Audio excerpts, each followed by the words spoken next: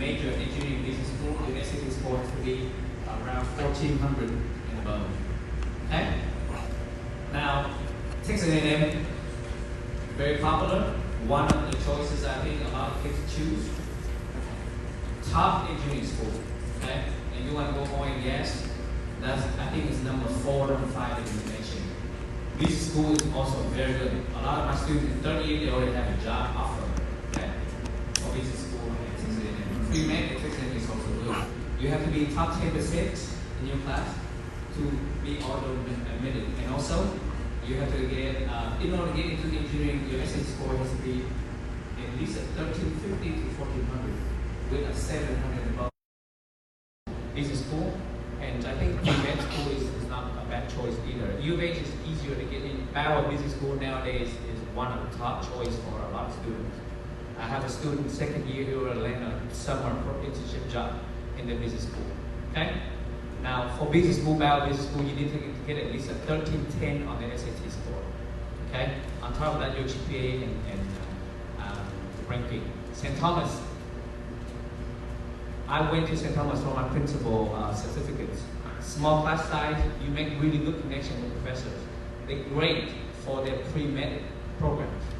Pre-medical, pre-pharmacy, pre-dental, pre-law school, all of that is very, very good.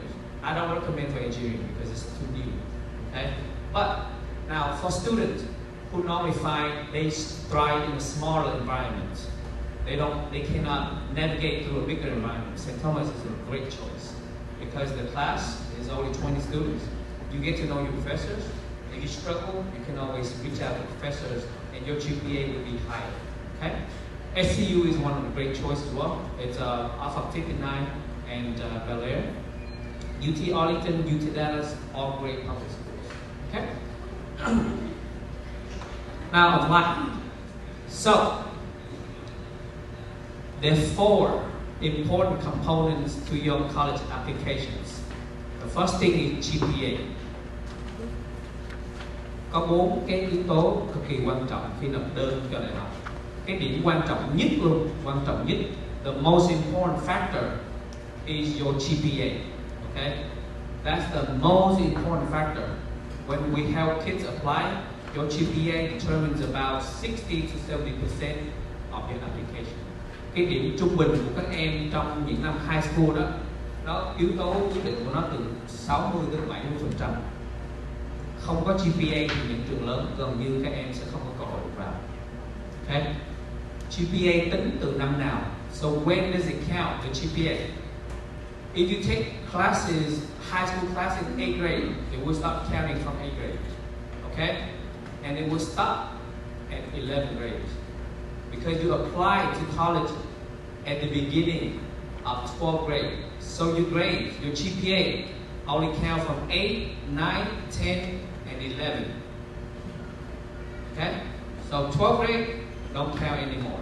Because you will submit your application by October or November. Okay, so you have no CEU grade. Repeat that. Cái điểm trung bình của GPA là quan trọng nhất trong cái application xin học bổng, cũng giống như là xin vô những cái ngành engineer hay business school hay là những trường thấp. Cái đó là yếu tố 70, 60 đến 70%. Okay? Tính từ lớp 8, 9, lớp 10 và lớp 11, lớp 12 không còn tính nữa. There are 2 types of GPA, weighted and unweighted. Which one do you choose? College let you choose either one. Okay? You choose whichever benefits you the most. Let me explain to you the difference between unweighted and weighted. Weighted means they take into account pre-AP, AP, due credit classes. For example, if you take AP class, the GPA will be 5.0 for an A, a 4.0 for a B. Okay? Unweighted, it doesn't matter what class you choose. It doesn't matter AP or regular. Everything is out of a 4.0 GPA. Now, if you go to public school, choosing class is important because your rank is super important when you apply for college. If you don't choose AP classes, your rank will be very low compared to everyone else. Okay? But for the sake, if your rank is already low and your unweighted GPA is high, when you apply for college, you can choose unweighted. Unweighted is out of 4.0. Okay? An A is a 4.0, a B is a 3.0. It doesn't matter if it's a regular or advanced class. Okay? Is there any question about this part? Cha mẹ có câu hỏi gì về cái phần mà GPA? Okay? Now the second thing is your SAT score. SAT score, it's about 30% of the application. Okay? GPA, then SAT. If you have really high GPA and you have low SAT score, it's okay. It's not the end of the world. If you have low GPA, you need a very high SAT score to make your application strong. Now, in Texas, if your kids rank top 5%, you're going to get into UT Austin auto admit. Ở trong Texas, con anh chị mà top 5% lên trường thì sẽ được auto admit vô trường UT. Top 10%, top 10%, you're going to get into Texas A&M or UH. However, getting into school doesn't mean that you're going to get into the major you want. So the SAT score will determine if you're going to get in the major or not. For example, a lot of kids want to business school at UT Austin. I know a lot of students get into the university, but they don't get into business major. They're going to place you into like education, liberal arts school, and stuff like that if you have low SAT score. Okay? Khi mà con anh chị mà trong top 5% ví dụ được nhận vô UT, không có nghĩa là mình được nhận vô cái ngành của mình muốn. Ở những trường top như Texas A&M, UT Austin thì để mà vào được những ngành như kỹ sư hay là pre-med hoặc là business thì cái SAT phải từ 1.000 thấp lắm là 1.350 mà đa số là 1.400 trở lên tới 1.500. Okay? Thì đó khi đó là cái SAT nó sẽ come into place. Ở RISE thì vừa có rank vừa có GPA mà phải có SAT score. And on average, for RISE, your SAT score has to be 1,500, but they do super score. So, for those who don't know what super score means, so SAT, you can take as many times as you want. You can take 10, 20 times. Nobody cares, college don't care, because you choose what score you want to set.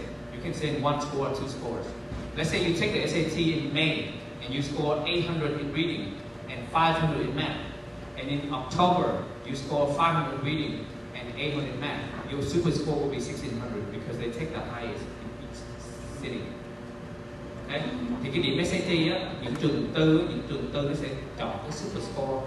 Ví dụ con anh chị thi 2 lần, 1 lần tháng 5, điểm reading mình được 800, điểm toán được 500, thi tháng 10, điểm reading được 500, điểm toán được 800.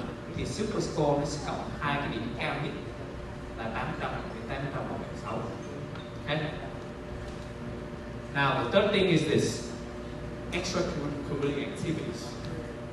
Okay? Hoạt động ngoại khóa. From what I've been working with students, what is the most important thing? First of all, your students have to get an officer position in the clubs or organizations in school. Okay? I don't want them to join 5 different clubs and they're all members. Or just sit in the meeting. Because when I look at the resume, all it says is, I'm a member of a chess club and I attend meeting every week. That doesn't do anything, guys. College look at the contribution. Do you have position? It doesn't have to be president. It doesn't have to be vice president. You could be treasurer. You could be website development. But they want to see your commitment and your contribution. Okay? And I'd rather you guys stay in 1 or 2 clubs for 3 years rather than just move from one club to another. You get it? Okay? Commitment is what college want to see. Not like I'm in 10 different clubs. That's too much. And you're not going to be able to commit to one club. One or 2, and you guys put all your heart and soul in that club. And when you write your essays, that when you're going to show them that you're committed or you're really passionate about certain things. Okay? And then one of the things I see super strong for your application, that is summer internship. Doesn't matter where. Even if you major in business and you volunteer in a hospital, that's good enough. Because through the internship, you develop a lot of different skills. Okay? You don't even have to intern in the major that you choose.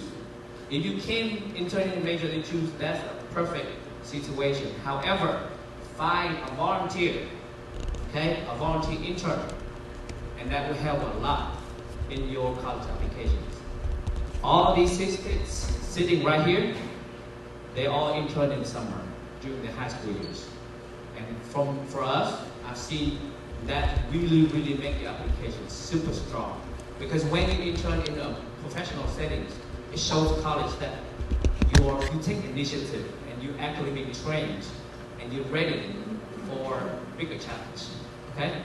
So in the summer, not only you kind of get into SAT prep and all that stuff, but also you need to find internship. Volunteer. Do not care about money, guys. Money will come later. Okay? Don't worry about, I'm gonna work for AT, I'm gonna work for MT, I'm gonna work for Tasty, all the tea in the world. Okay? And making $10 an hour. It doesn't do much. Okay? When you put that in a resume, it does not impress colleges.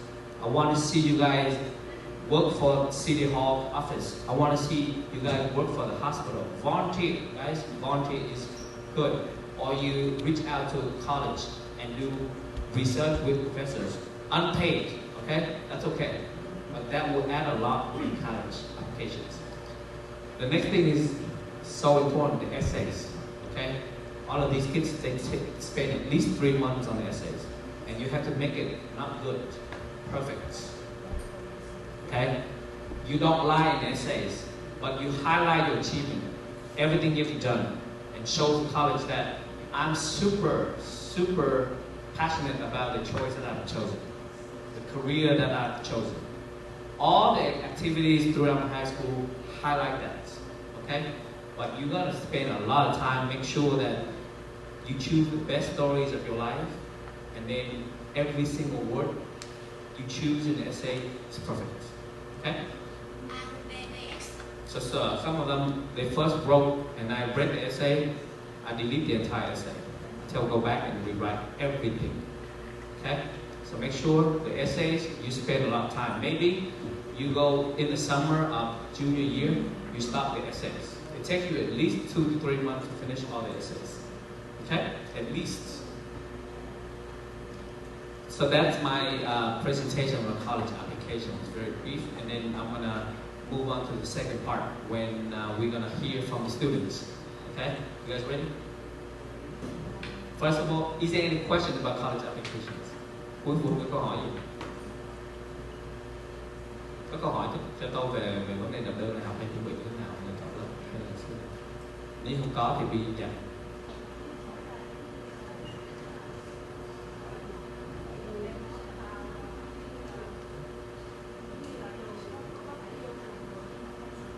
Vô cái ngành. Dạ. Chị hỏi là hồi nãy mình có present là được vô trường nhưng không được vô ngành. Em chỉ ví dụ như trường UT là một trong những trường rất là khó vô những ngành engineer hoặc là business school. Thì em đã chứng kiến rất nhiều học sinh được nhận vô trường bởi vì mình top 5% của trường. Top 5% thì theo luật ủy ban các trường bắt buộc phải nhận các em. Okay. Nhưng mà mình vô business school nhưng mà mình không đủ SAT hoặc là bài luận văn mình không đủ hay thì nó sẽ từ chối và nó cho chị vô một cái ngành nguyện vọng 2 và nguyện vọng 3 của mình. Và nhiều lúc cũng không được lọt vô nguyện vọng 2 mà nó cho một cái ngành em đã thấy học sinh cũng phải vô học về nông nghiệp rồi cho dù mình chọn về engineering. Dạ không, ngay từ đầu là nó không cho vô major luôn. Nó sẽ báo cho chị một cái lá thư là nó không cho chị vô major và nó sẽ báo cho chị biết là cái vô major nào. Ok. Và khi đó mình có và nhiều học sinh thì có thể là hy vọng năm 3 mình nộp đơn vô cái ngành đó lại, nhưng mà cái nó rất là competitive, rất là khó, không có gì guarantee hết. Nhiều lúc chị học 4 năm mà không được vô theo đúng cái ngành của mình. Ok. Yeah. Nó đã báo tới lúc mà nó thông báo là gửi giấy thì mình không được vô ngành, mình phải vô cái ngành khác. Texas A&M cũng vậy, mà UA cũng vậy. Cho nên cái bài luận văn nó cũng đóng góp một cái yếu tố cực kỳ quan trọng trong cái việc mình xin vô cái ngành của mình. Nhiều cha mẹ nghĩ là con mình top 5% thì sẽ được vô nhưng mà không có được vô cái ngành. Và nhiều lúc mình không được vô ngành thì có như là vô cái trường nó gần như là vô nghĩa. Okay, so yes.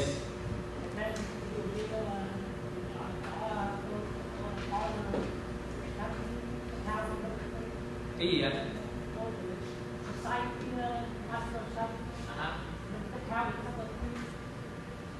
Dạ được, club nào cũng được. National Honor Society is a very good organization.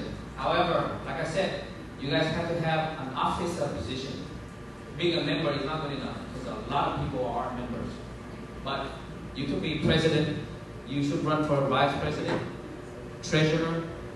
I mean, there are different officer positions. You have to make sure by 11th grade you guys hold one of the positions. It's very important because they want leadership skills. And to show leadership skills, you have to have a leadership position. Okay? Stuco, National Honor Society, all great organizations. Chess club, math club, reading club, whatever club it is, but you have to show your leadership skill by joining a leadership position. Okay? Yeah. Okay, có câu hỏi gì vậy? Lớp 10, lớp 11, lớp nào cũng có thể bắt đầu làm được hết. Tùy mỗi cái organization mình xin vô thôi chị. Mấy cái đó mình phải tự, mấy bé nó phải tự tìm. Thí dụ như là MD Anderson năm nào cũng có những program đó. Nói chung là có rất là nhiều chỗ nhưng mà mấy bé nó phải tự tìm. Giống như trường mình có hướng dẫn mấy em viết email lên CD of Houston luôn và để mình reach out tới những cái nghị viên đó. Và người ta cũng có những interview để cho mình làm internship như vậy. Giống như mấy em trong này là mùa hè năm ngoái em nào cũng đi làm ở bệnh viện và mình phải xin sớm. Thì one more thing, so if you go to our SAT or college prep course, we gonna help you to find internship as well. I'm not guaranteed, but we're gonna help you find internship for your kids during June and July. Okay? So this year we already secured the internship position for 30 of our students in this school. 32, 33 kids get an internship because it's so important. It will add a lot in your college application. Okay? Okay, any other questions?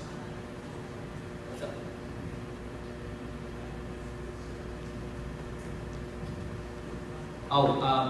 Today, even though we said we can do SAT practice test today, however, I think I want the kids to sit in here and listen to this because it's actually important for them.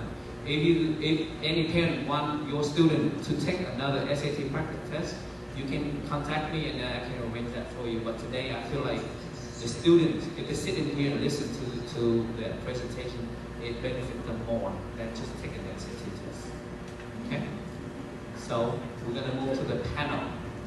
So our first student, I want you to introduce, each of you I want to introduce yourself, okay? What college have you been accepted to? What major are you doing? And which one are you committed to? Okay? Starting with Donald Chu. Okay, so my name is Donald.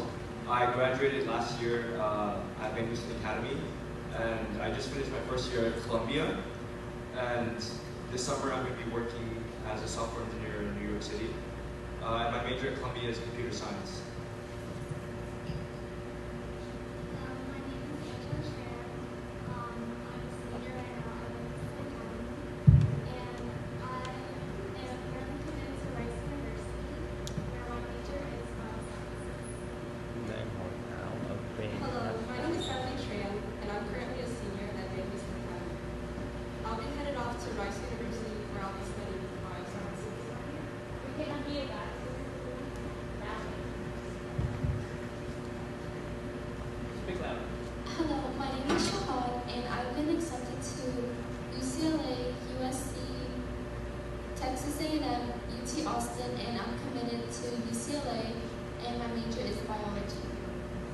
Hi everyone, my name is Anne, and this fall I'm going to attend Johns Hopkins University in Maryland, and I got accepted to UT Austin, Texas A&M, UCLA, Johns Hopkins, and I got waitlisted at NYU and Columbia.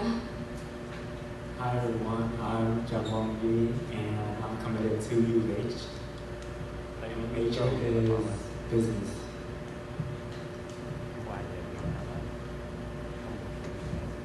Okay, so the first student I want to talk to is Natalie Train. Okay, she's a little bit unique compared to everyone else because I think I want everybody to learn about this program as well. It's been out for a long time, but it's a great program. It's called Questbridge. I don't know if anybody heard about Questbridge ever. Questbridge is a scholarship program. If you apply, you get matched. They will cover full ride scholarship for 4 years in any school that you apply to. You gotta get matched, okay? However, this program, in order to qualify, you have to have a certain threshold for income. How much is for income, Natalie? I think it's 65K or under.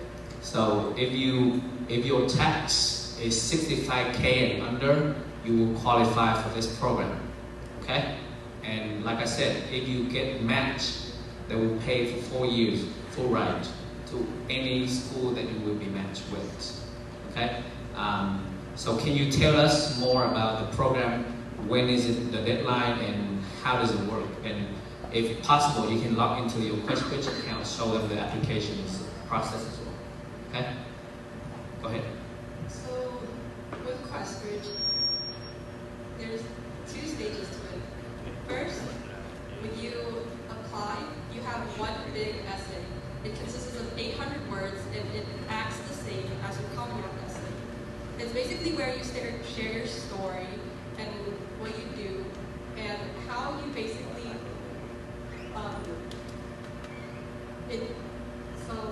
how you basically came from a hard situation and improved yourself and be who you are today. And that's a big part of the finalist stage, right? But you also have 2 more essays, apparently. You have a short one, which is like 500 words, and it talks about your goals, your values, your extracurriculars, what you did throughout your high school year. A part of the finalist section is also So this is her application. There are unlimited number of pages and unlimited number of essays that she wrote to a lot of different colleges. She applied to what is it called? Yale, Princeton, Rice, Stanford, all these schools. In each school, you have to write a certain essay for them as well. Okay? So this is what she went through. And when is the deadline to apply for Questbridge? Actually, the deadline was very early on. It was somewhere around September, November when it ended. September, November, that's a big window. And like October. How do you get accepted? We were the one that checking the deadline. No, it was September 15 September 15th. was the deadline because I remember you were sitting in my office September 15 submitting the application. For Questbridge, the deadline is September 15 for you to submit it, all the application to all colleges that you're going to apply to. September 15 is super early. Okay? Thì em nào mà muốn nộp đơn qua cái Questbridge thì phải chuẩn bị từ summer. Tại vì 15 tháng 9 là deadline September 15. How many colleges can you apply to? You can apply to 15 maximum. Mình có thể chọn 15 trường trong cái hệ thống Questbridge. So 15 colleges. Okay? The way it works is you apply to 15 and then you're gonna rank. Mình xếp hạng là trường nào mình thích nhất 1, 2, 3, 4, 5 tới 15. Okay? And after you rank, they're gonna match you with one school only. And school don't know your rank. Okay? So they're gonna go through the list. You choose Harvard, Yale, Princeton, Rice, and they go through the list. And Rice, I think, was your second or third choice. And she got matched with Rice University. Okay? Thì khi mình chọn Questbridge có nghĩa là mình chấp nhận là miễn mình được chọn vô một trong 15 trường là mình phải đi học bắt buộc. Questbridge is binding, which means if you got matched with one school, you have to attend that school. You cannot apply anywhere else. Okay? Thì nó match, thì nó chọn từ trên xuống và mình cũng không biết là nó sẽ match ở trường nào. Khi được match rồi thì mình đi cái trường đó, nó sẽ cover hết 4 năm tuition for the student. 4 năm. Okay? So this is a very good program for top students and low-income parents. Okay? For any school. If you love RISE so much, Questbridge is also a good program to go through RISE. Okay? Một cái mà em muốn chia sẻ nữa đó, trường RISE đó, nó có một cái vấn đề như thế này. Khi mà cái application của học sinh nó quá mạnh, too strong. If at RISE, if your application is too strong, sometimes you will get rejected because of that. If you're too good, I think one of those, Donald here, he got rejected by RISE. Okay? I went to talk to admission officer at RISE. He said his profile is too strong. And they're scared that he's going to reject them. And they don't want to be rejected. Because it affects the rate. Nghĩa là trường RISE nó không muốn bị từ chối. Thí dụ như một bé mà nó được nhận như nhiều trường khác nhau, nó sẽ từ chối RISE. Và khi đó nó ảnh hưởng tới gọi cái U rate. Thì để làm sao mà mình straighten, mình muốn thật sự muốn vô RISE, Questbridge is one of the choices that you seek to RISE, you're going to commit it. If you get accepted, I'm going to go. Okay? So that will take it out of the equation. So your chance is going to be higher. And the second way for you to go to RISE and take that out of the equation is choose RISE for your early decision applications. And in this audience, I have Angela. She applied to RISE for early decision. Okay, can you tell us when is the deadline for early decision? For early decision, the deadline is October 31st, so the last day of October. Is it? Okay. And how many essays you have to write for them? For RISE, I'm pretty sure I wrote 3 or 4. Which one? I think it was 3. 3 essays. For RISE, you have to write 3 essays. And what is early decision? Early decision means if you get acceptance, you have to go to RISE. You cannot apply anywhere else. It's called binding as well. So early decision will tell the college that this is a school that I'm desperate to go to. If I get accepted, I'm not going anywhere else. So that will tell the college that I'm not going to reject you. I have to go to your school, and that will strengthen your school. So when you choose early decision, you have to make sure that you're going to love the school so much, and that's your number one choice. Okay? But also you have to be strategic. If a school is way too hard for you, and you choose a school that you think you have a chance, that will be your early decision as well. Okay? Is there any question about this? Okay? Well, the next question is I want to talk to them about what do they do for their summer throughout 4 years in high school. Okay? How do they prepare? Because they got into very good schools. Okay? Columbia, Johns Hopkins, and Rice, and UT Austin. So I want them to share with all the kids in here what have they done 4 years in the summer. Okay, so I'm going to start with Donald too. So me, I knew from 9th grade that I wanted to do computer science. So I think a big thing is, well, you should start studying for the SAT early. So I started studying in like 9th grade. So you are ready by like 10th or 11th grade and you can do pre-SAT and stuff. But then for extracurriculars, I picked up around 3 internships throughout my high school career. And my first one was research, where I did machine learning and like cancer research, and then I eventually published it, which is a big reason on why I got into Columbia. And then I also did a lot of software engineering internships. I cold emailed companies for me to work for them for free, and I did 2 of those internships. And then beside that, I just spent the rest of my time during summer writing my essays. So I applied to like around like 15 top schools. So I wrote around like of like 30 or 40 essays. So I had spent a lot of time doing that, and that's about it. For my summers, in high school I didn't know exactly what I wanted to do. So for my first 2 summers, I focused especially on studying SAT. And then once I started to get into what I wanted to do in college, I focused on extracurriculars. Like the past summer, I volunteered at a clinic, and I also helped tutor SAT at Innocent Learning. For my first 2 summers, like Angela and Donald, I studied SAT here at the Innocent Academy, and then I scored really high, so I became an SAT tutor here, right?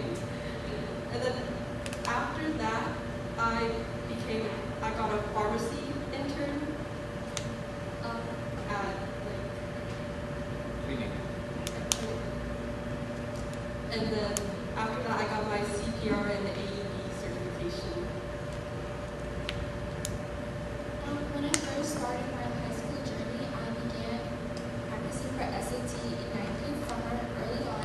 And while I was practicing for my SAT, I was also taking a lot of dual credit classes to boost my GPA.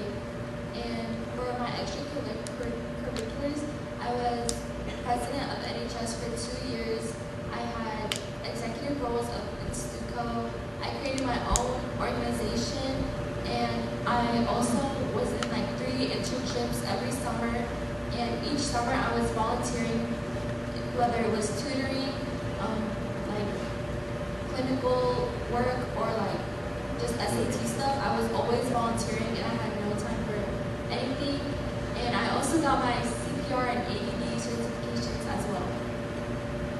So I'm going the pre-med route, so I do that in like my career right now. So over the summer, I did like a lab internship, and I found that using like people I knew. So if you're interested in pre-med, I really suggest using your network, because that will get you so far. And I also did scribe work at a pharmacy, and I also was vice president of student council in my school. And what I think got me into Johns Hopkins was how I showed my impact throughout those organizations. So, For summer, I try to start it early because, you might procrastinate, you never know, and deadlines might just come and you're not prepared.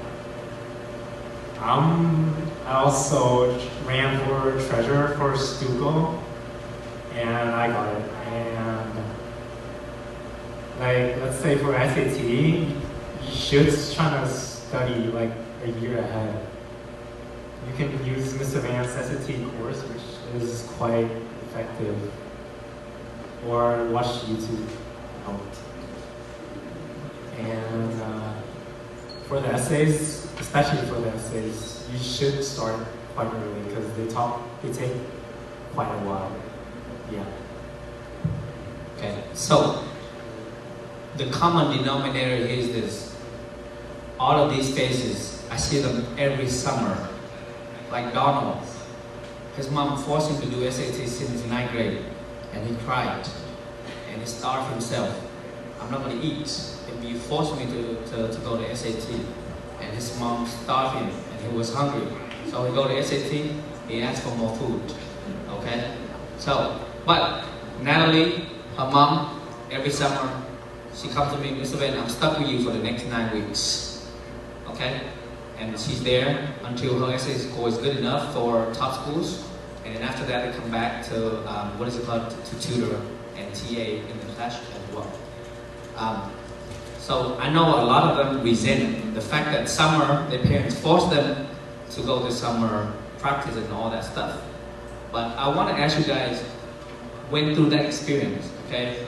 Now, what do you think? Is it worth it that you spend so much time in school in summer instead of traveling or enjoying your life? I'm gonna start with Natalie because I know every summer you came to me and you complained about it. I'm gonna say suck it up and move on with life. So actually ninth grade summer taking SAT courses, right? And well, I can say it was very worth it because it was very effective for me. Right out of the course, I had a 1480, but I wanted to improve more. Well, my mom wanted me to improve more.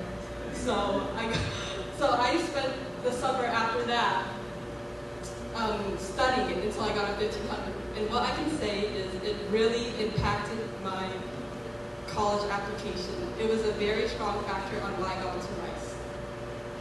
How about Angel? Yeah, I had a great time at the SAT program here. It didn't just help me learn, but I gained a lot of new friends and connections. And it's just a wonderful experience. And it helps my college application. I think it's good, but I think you should do it early in your high school career. Like you don't want to be worrying about it like senior year before you're about to apply for college. So I did it like 9th and 10th grade, and then my score was like good enough to where I stopped, and then I started transitioning my summers over to like internships or research and things like that. Now, for top school guys, I know Asian parents, they want to increase by 10 points, 20 points. When you hit 1500 or even 1490, you can stop. It's good enough for any colleges, I promise. Okay? So a lot of Asian parents, you score 1490, 1500, okay? And then your parents want you to get 1550, 1600. It doesn't do anything, okay? For these all students, when they hit 1500, I tell them to stop and then focus on everything else. So that's why do you have to start early? The early you start, you take the test in 10th grade, 11th grade, you hit your goal, you stop. Parents, 1500 or 1550 for college, there's no difference. For them, it's the same. Your kid is smart enough to attend these top schools. That's it. Some parents, your kids got 1550, or I want them to 1580. Does it make any difference? No, it doesn't make any difference. The only difference is you can put on Facebook and compare the score to the neighbors. Okay, look, my kid got 1580, your kid only 1550. I feel bad for you, okay? But that's the only thing that it will do, okay? Another thing is, SAT is a test that you know the test in advance. They don't change the questions. The more you expose, the more you used to it, the better you're gonna be able to score higher. I've seen kids who score 1100 and they get up to 1500, okay? So, like I said, the earlier you start, the better. Some of the students, they're gonna hate their life in the summer, but honestly, when they look back, they feel like their parents actually did them a favor, because now they're very happy with their results.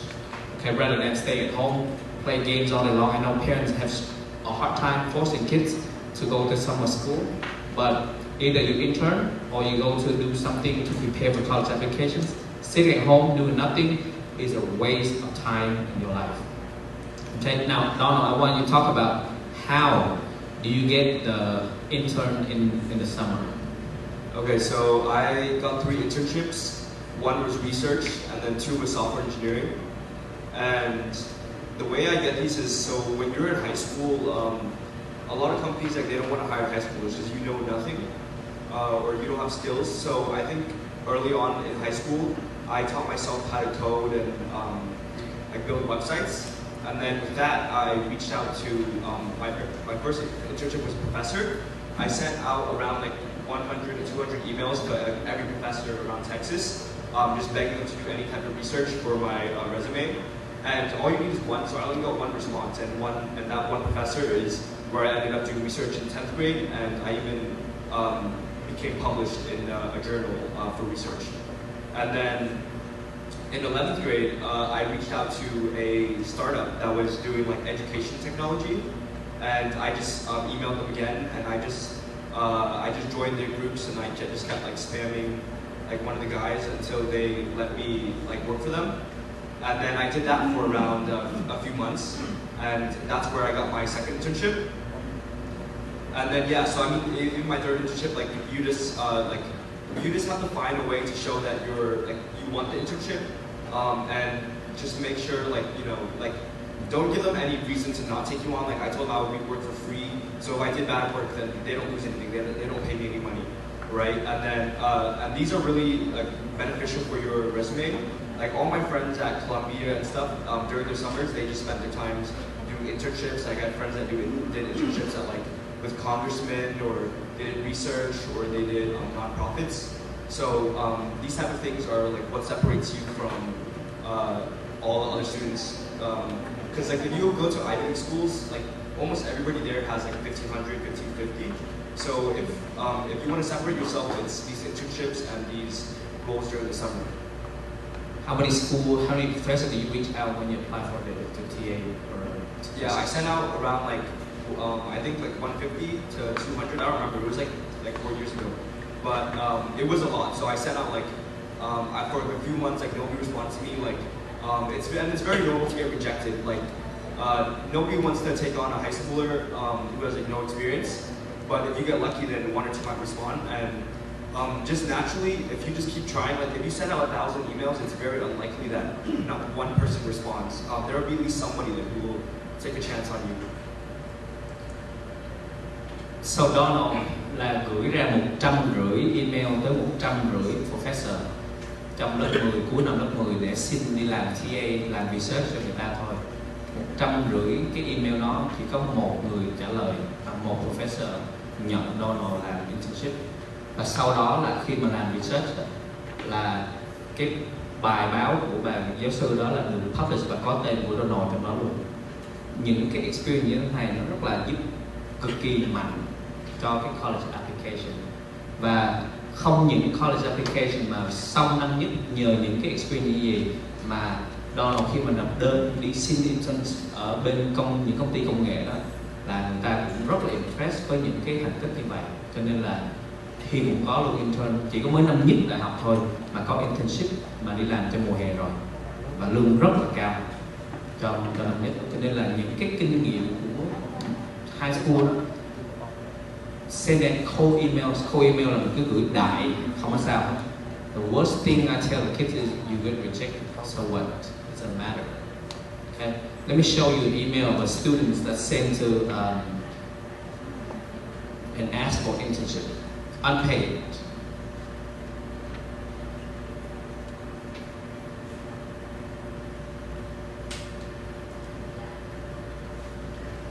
So this is one of our 11th grade students, một học sinh lớp 11.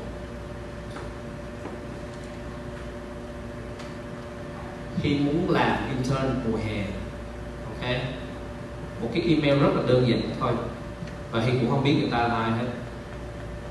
Miss Carter, I'm a high school student in Houston. I am interested in interning at your office over the summer. I'm a diligent student with strong interest in public policy. I believe that I will be an asset to your office. Please find my resume and cover letter. Email như vậy thôi, ok.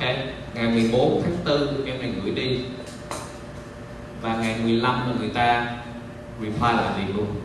City of Houston office. Thank you for reaching out. I would like to schedule an interview with you. Mình gửi email ra như vậy, cơ hội mình có ngay lập tức luôn. Người ta cần, tại vì không có phải trả tiền, cho nên người ta cũng. This is free labor and it's a win-win situation for both sides. And if they're good enough, they're gonna take the student in. Okay, so it's a great way for you guys to spend the summer. Okay, getting experience. They're gonna train you to get a lot of experience and skills. So next, Angela and Shahad, I want to share your experience at the clinic where you interned at. What did you learn and what did you gain from that experience?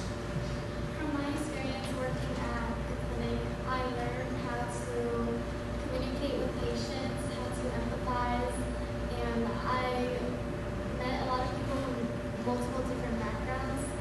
And I also learned how to take patient blood pressure, how to take notes, and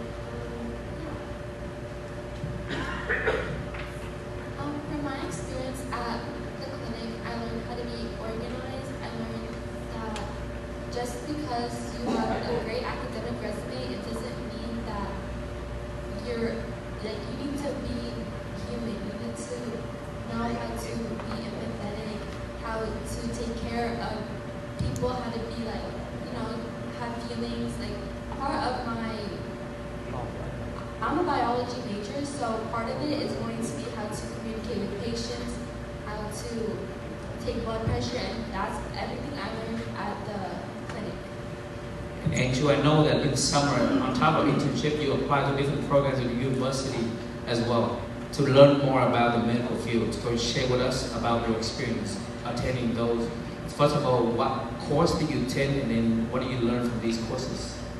So over the summer, I applied to this Harvard Leadership Conference and also this course at the Harvard Summer Academy, and that was over human anatomy. So I got to go on Harvard's campus and learn from Harvard students about what pre-med is like and going to the medical field, and also did this leadership conference where people from all over the world who are in the medical field, they talked about their research, they talked how it's like applying to medical school, and like what their issues are and how they overcome their problems during medical school because of the stress and everything you face during that.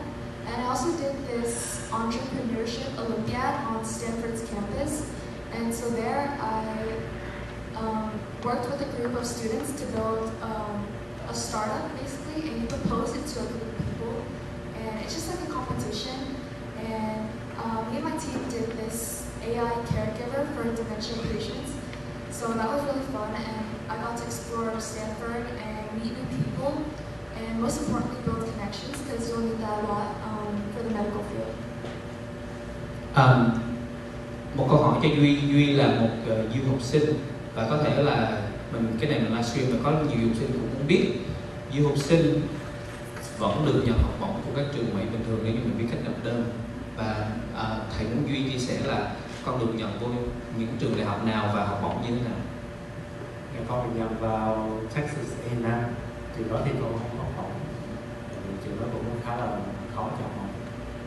Con được nhận vào UT Dallas thì con được học bổng vào 8.000 một năm, nhưng mà thêm cái fee waiver của state nên là giá trị nó đấy khá là nhiều, là 20 mấy ngàn một năm, giảm gần mình chỉ cần trả có 4.000 một năm thôi. Còn UT Arlington nữa thì nó cho học bổng có 13.000. Bên in-state waiver thì mình không cần trả gì luôn, mình đi học free luôn. UT San Antonio thì nó cho 5.000 cả fee waiver. Trường con vào là trường University of Houston thì nó cho con 7.000, cộng thêm fee waiver là 14 mấy ngàn đó thì nó cộng lên là 23.000, thì một năm con cần trả 4.000 một năm. Thì cách mà có được thì con phải nhờ giáo viên ở đây, giáo viên ở trường Madison giúp rất là nhiệt tình, nhất là Miss Oha, Mr. Ben, con có rất nhiều bạn bè giúp nữa, thì cô có giúp con là gửi email cho trường để nói là để nêu những thành tích của con đạt được, để xin trường cho thêm một chút học bổng nữa. Thì lúc đầu thì cũng khá là trường cũng không có responsive lắm, không có trả lời nhanh lắm, nhưng mà một hồi thì nó cũng trả lời thì trường cũng cho. I want to use your situation as an example. So when you guys apply to college, it's not just international, any students, there's chances that college don't even look at your application and they don't give you scholarship. So Yui's stat is very good. He has good GPA, good SAT score. U of H gave him $0. Zero. No money at all. So we called the university. We emailed the director. We brought him to the university. We think that he deserved a scholarship. And they gave him $7,000 scholarship because we fight. And I just want you guys to know, when you apply, college, they have, this year, they have 150,000 applications. They are going to overlook your applications. When they don't give you scholarship, you can fight for it, okay? You can email them, you say, I applied before the deadline. I have good GPA, I have all these. How come I don't have it? You can fight this, okay? So a lot of students and parents don't know this.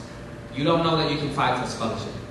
When you deserve it, you fight it. And college, they will look into it and they give you a scholarship. Another thing is this. After you take the SAT, you send in your score. I find it very, very amusing and surprising. College lose your SAT scores. They don't have it. They never receive it. I don't know why, because there's so many. We have to call for about 30 to 40 students, telling them, this is the student ID, this is the date that is set at his score. I want you to go to manually look for the score. And they go and look for it, and they find it, and they start reviewing the applications. So sometimes your kids apply, and they never hear any college, because they lose the score. And it does happen a lot. This year I see it a lot. So guys, after your kids apply, they cannot just sit there and wait and wait. They have to contact college, follow up with college to see why haven't I heard anything? Why haven't I got any scholarship back from college? Okay? Because we experience that a lot, because this year we have about 100 kids apply.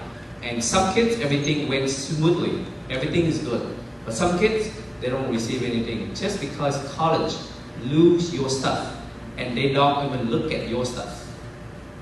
Okay?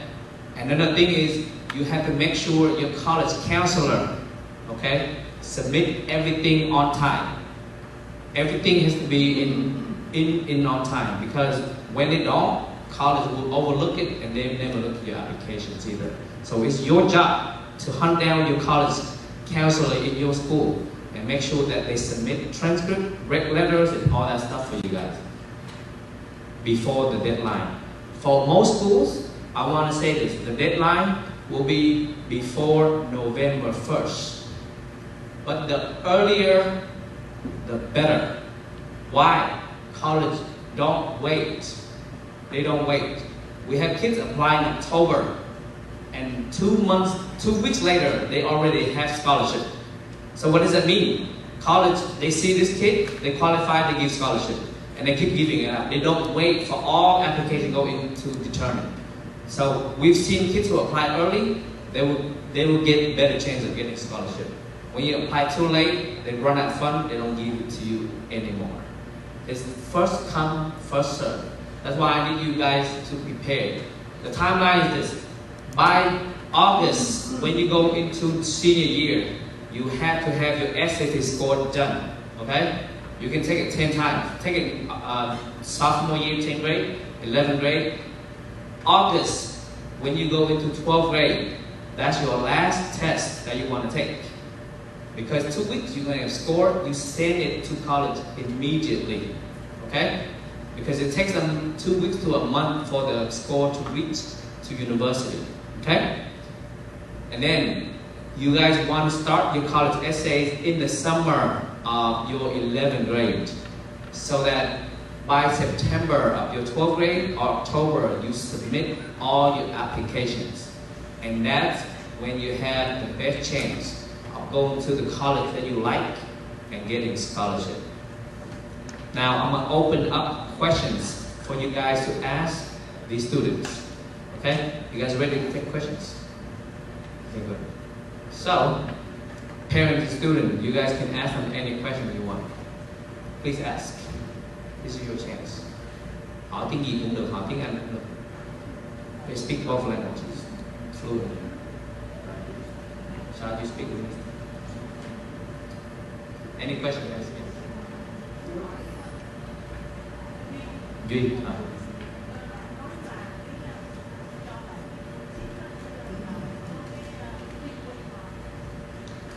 Du học sinh hoặc là out of state, tiền của những trường đó, du học sinh là trả 30.000, dân bản địa in-state là phải trả 12.000. Thì có học bổng thì nó sẽ cho cái fee waiver đóng tiền đi dân bản xứ.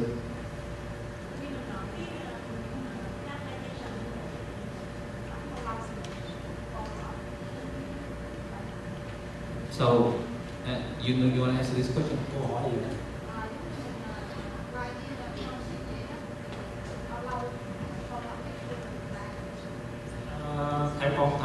tùy trường, có một vài trường nó cho trễ lắm, mà trường thì vài tuần sau nó cho luôn.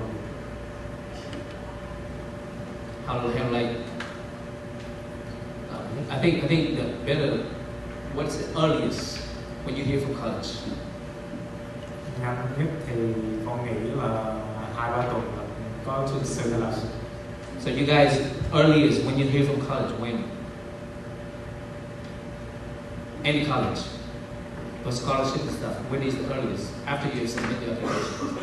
I submitted my St. Thomas application in October, and I got my scholarship offer like end of November. End of November. How about UH? When you hear from? UH, they lost my SAT score, so I didn't know, and I didn't get my decision until like December, January. Do you call them? Yeah, I had to call them, and they were like, "Oh, we didn't receive it," so I had to resend it, and it took them another 2 weeks. Okay, but you still get the scholarship. Yeah. How much you get from UH? I got almost full ride scholarship. Full ride. So they lost her SAT score. Okay, and we had to, after November, we had to call. She called them, and then they had to find it, and they can't. She said it again.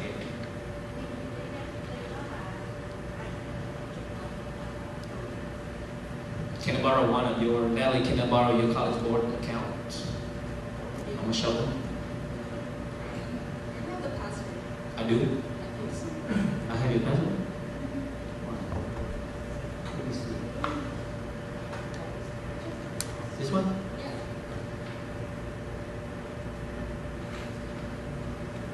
Okay. What is it?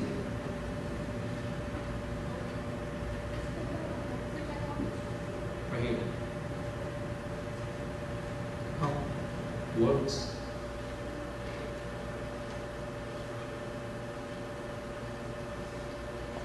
Okay, so I'm gonna show everybody this is how you're gonna send your scores. Okay.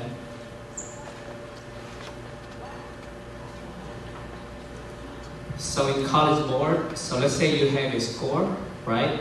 So you send your score like this. Okay, my connection is not private.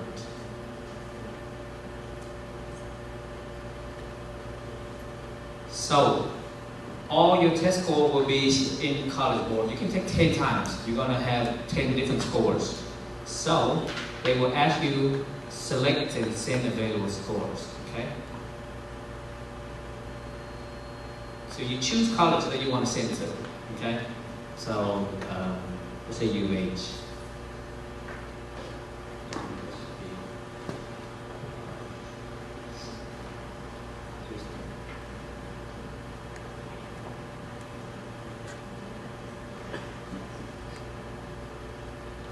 Okay, I'm going to choose Reading School. Okay, I'm going to choose Houston Christian University. Okay, so this is one score. And then continue. You can send to many scores. So here, you see, now you're going to choose scores.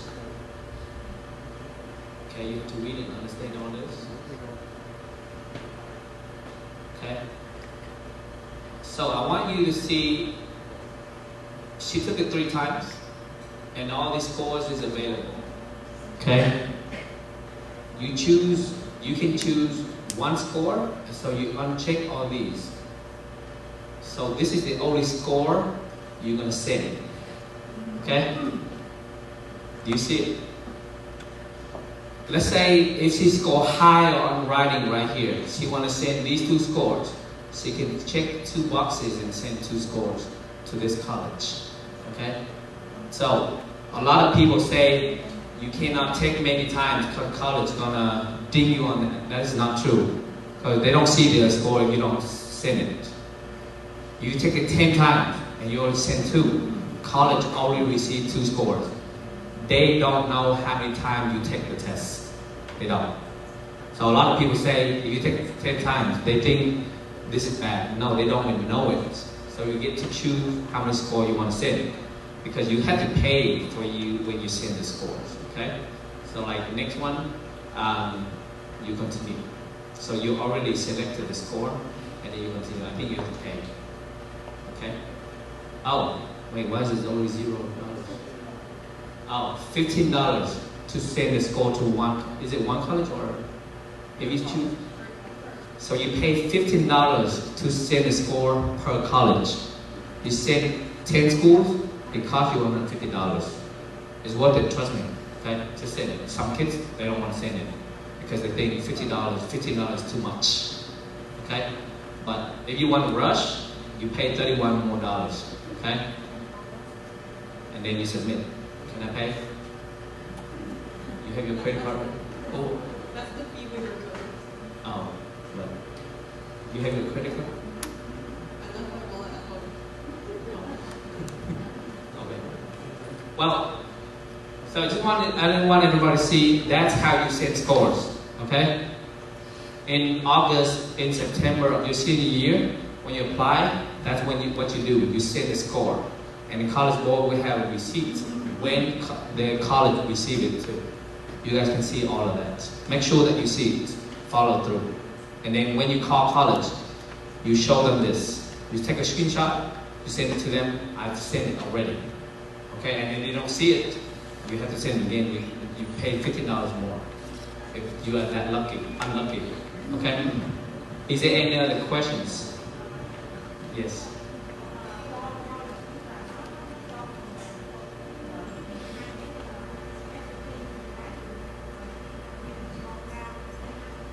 Yeah. No. Only private school, right? Private school. But which school is super school? Some, it's whatever. Is whatever. So Rice, this is super school. Yeah. UCLA, this is super school. UH, no, right? UCLA is no SAT school. No SAT school. UCLA, no SAT school. UH, do they super school? No. No. UH, no. Rice, yes. SCU, yes. St. Thomas. Baylor super school. Baylor super school. So the trend is private school. Normally they do allow super score. Public school, normally they don't. You can just Google it and show you. There's a website called google.com. Okay, so you type in does UT Austin accept super score? It will tell you. Some no, it doesn't. Usually when you're trying to send your SAT score, it tells you that they super score or not. So it won't it won't tell you to select 2 to super score. So when you go to so when you choose the college, and in there it will tell you if they super score or not as well. Okay, they know more than I do because Miss Baha, Segundo, they apply for the kids more than I do. I just looked at the essays. Okay, before we end their panel, I want to show the college essays from some of the students that they're willing to share so that the kids here and parents see what is a good essay. Okay? So now you want to share your essays? Yeah. Which one? You can look at my 800-word one. Which one is this? There's like 5,000 essays. The very first tab. This one? Yeah. Okay, committed to rise goal. What is this? Oh, this one? Yeah. 650. No, 650 word limit on Common App and 800 word limit on QuestBridge. Okay. So this is Natalie essay for QuestBridge or Common App essay. This is what she used to send to college. Okay. Let me read this to everyone. So slowly, so everyone can see the essay. I still recall shuffling my legs across the little ground of my daycare's wide eating bed. Is it my daycare? Is it my bed? Yeah. Staring in dismay at my hands, examining every crease and line that decorated my fingers. Someone, I can never recall who, had just made a negative comment about my hands. Nails overbitten and caked in the dirt from sun-dried flower picking adventures. Fingers stained with the remnants of my latest masterpieces. These features all spark criticism about my experiences, but never curiosity. Unfortunately, since the only question everyone around me seemed capable of asking was why my hands were so tattered, I developed a tendency to hide, crumple my hands. So for those students, this is a very, very good hook.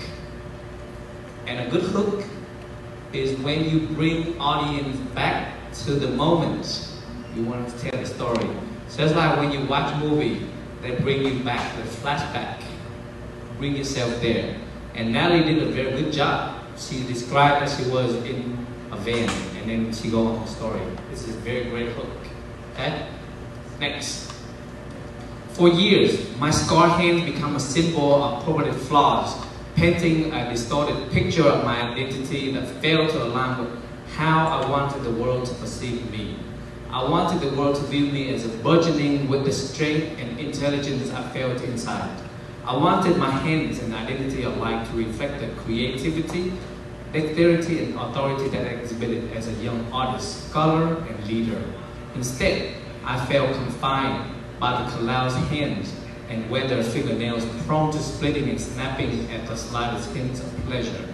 They exhibited a deeper sense of vulnerability that rippled through my mind. As a temporary solution, I lathered my hand with ointments, lotions, and hand cream while trimming and filing my nails. I longed for a way to truly escape the narrative my hands portrayed, but nothing did I didn't have the desired effect. To find my escape, I turned to what I knew best, creation. I no longer bothered myself with keeping my hands and nails smooth and trimmed. I sculpted intricate flowers, birds' faces in ceramic, carving meaning into each lump of clay, tarnishing my hands and arms with the evidence of my creative labor. With each stroke of paint that muddied my fingers and clothes, I breathed my light into my blank canvas while transforming emptiness into tapestry of self-expression. Rather than plucking the colors from my world, I learned to use my hand to germinate new ones and reshape my community into a vibrant sanctuary full of flowers and greenery. My hands were still callous and solid, but they were hands ornamented with the traces of my dedication artistry. In every creation, I slowly unfurled my rumpled fingers as I learned to transform my world. I found myself marring my hands to give back to my community. This is so crucial. College love for you to give it back to communities. They love it, guys. Okay? At home, I help care for my family.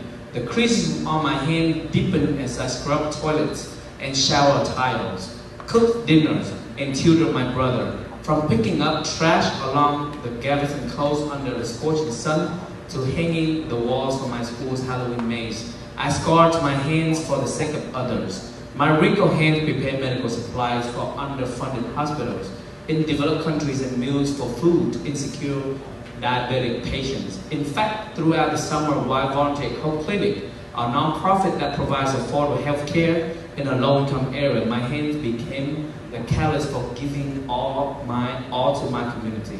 So I used them to distribute free vitamins, meals, and backpacks to community members.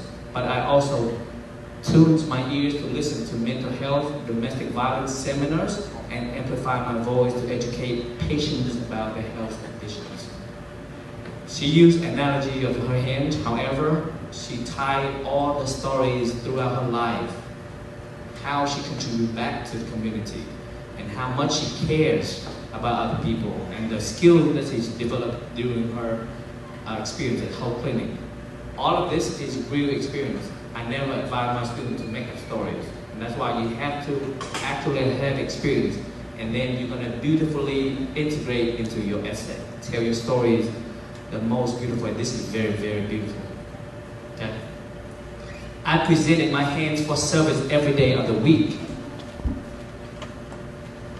On weekends, my kitchen filled with a sugary aroma and creamy batter as I baked for my school fundraisers, generating over $2,800 at the end of the school year for the student council. Weekdays were no less hectic. I managed the bulletin board, wrote the school newspapers, created videos for graduating seniors, and held executive positions in National Art Society and Student Council. I crammed my summer with meaningful activities too, packing several outreach opportunities to diminishing weeks. In fact, last summer I tutored for SAT, packaged pills into prescriptions, obtained CPR certification all in a single week.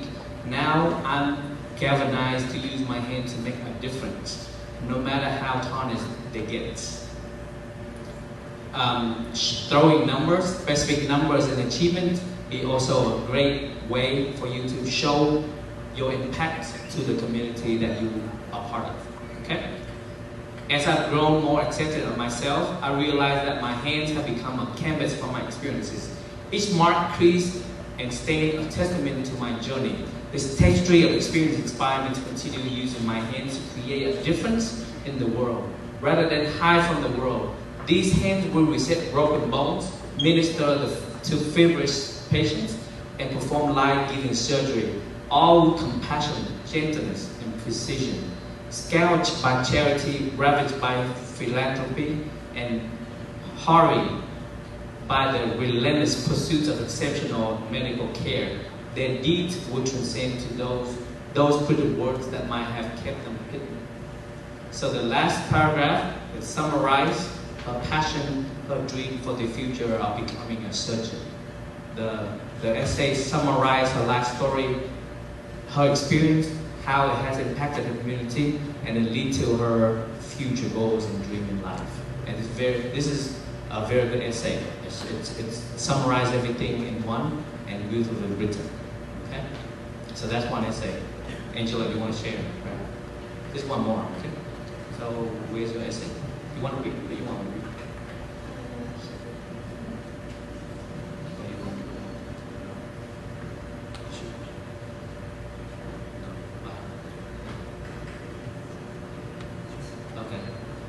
Okay, so we're getting sleepy. No more essays. Do you want to hear more essays or no? Or we move to the next part? Move on? Next part. Okay, so the next part. So before we move to the next part, please give these kids a round of applause for being here. And hopefully the student will be inspired. Okay? So next part, I'm going to invite Mr. Sean to stage. He's a financial expert, and his wife and him have been helping a lot of people in their financial aid applications. So if you have any questions, please contact them about financial aid. Thank you. Thank you so much. My name is Sean Pham, and I had a chance to work with this center, especially when they start up on the SAT prep. My daughter, 8 and 9 years ago, she was one of the students here to get the, in terms of improved SAT score. And when I found out his passion, when he, established the Center for, better community, higher education, and help out, from that passion, my wife and I try to contribute to a part of it. So every year we come back and we talk about, on our part today, we talk about financial aid. Beside all the scholarship you will get from, his advice, there's a lot of, source out there that can help you in terms of financial aid also. So today, my part will talk a little bit about financial aid, and hopefully I try to condense, talk in a shorter version. I know, there's many other topics that we're going to cover, but today my part, I'm going to make it very short and sweet, okay?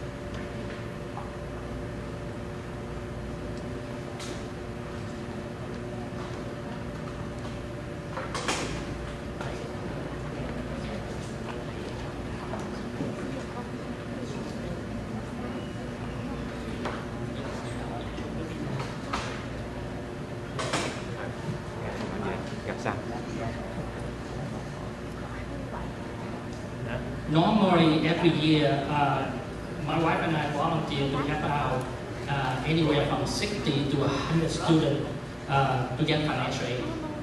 So financial aid is very crucial. It's not that you have to wait until the last year for the student about to graduate. It's all about preparation.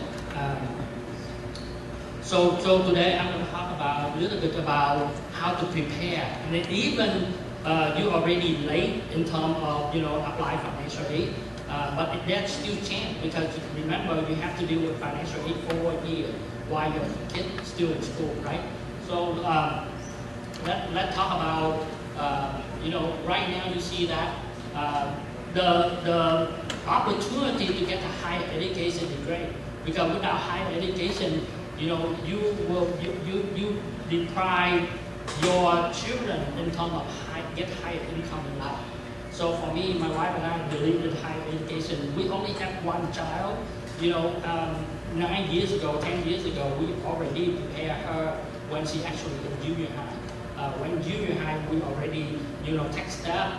We know that with our income, there's no way we're gonna get financial aid. So because of that, we go different route. But from learning, now we understand how to improve to get financial aid. That's why we really passionate about give it back and make sure the community understand all the steps. Okay. So with that, as you can see that college is a lot of people wait until your son and your daughter are about to go to college and they react, meaning they panic. Oh, what do I do? What do I do besides just all the things that you prepare for academic? When you talk about financial aid, you really panic. So you really react instead of prepare. So today I just want to give it to you so you understand because chances are you might have the next son or the next daughter, so you can prepare better for financial aid also. Okay. So I'm going to go real quick because for me, as you understand, the reason you're sitting here because you know that how much it costs sending the kid to go to college. If the kid is high excellent in terms of academic, you will not worry. They already show you how to get scholarship, get to the school, commit with you. But here I am talking about normal the student have a chance to apply for financial aid to cover for the cost go to college. Right now the cost to go to college outrageous.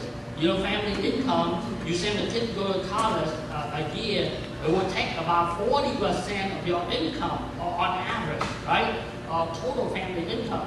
So that's why a lot of parents right now are very, very panicked. And they actually have to spend, their hard-earned money or they take out their 401k or, parent loan or student loan. That's why a lot of students graduate with a tremendous amount of debt. And parents, lose out the 401k, all of that. So today, I just want to make sure you understand right now the cost of college going, spending for tuition go up. Inflation go up about 6 to 7% per year. Not a whole lot of parents have a chance to get pay raise each year more than 5%, but yet the cost to go to college, send your kid to go to college, go up about 6 to 7% higher every year. So that's the reason why now you understand, the cost of college. The question I'm asking you here, do you understand how to get the source of financial aid? So to help you, that's why they call it financial aid. Aid is they help you with condition. So you have to understand, where these sources coming from and how to qualify for it. Okay. So let's talk about who paid for the college, right? So first of all, if you are lucky among the family have a high income, you are very lucky. From your income, you can pay for your kid to go to college. Let's say $25,000 a year on average, a year to send a kid to go to college, right? So if one kid goes to college, 4-year degree, hopefully they graduate 4 years. A lot of students right now graduate in 5 years for 4-year degree because they change their major, they do everything, they change school, everything.